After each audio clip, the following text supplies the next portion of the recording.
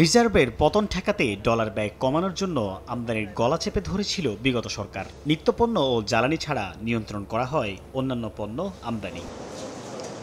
গণঅভ্যুত্থান পরবর্তী অন্তর্বর্তী সরকার দায়িত্ব গ্রহণের পর বাড়ছে রেমিটেন্স ও রফতানি, কমছে অর্থ পাচার।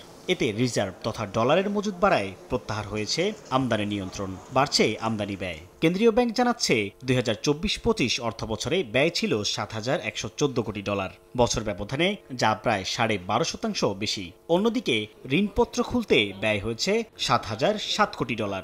রিজার্ভ পজিশনটা যথাযথভাবে সংরক্ষণ করতে সক্ষম হচ্ছি।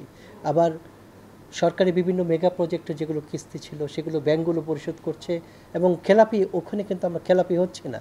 এরপরেও নর্মাল যে ইম্পোর্ট এলসিগুলো সেগুলো আবার প্রায় ৭১ বিলিয়ন ডলার এক বছরে পরিশোধ করছি। তার মানে অর্থনীতির একটা সক্ষমতার একটা পরিচয় পাওয়া যাচ্ছে।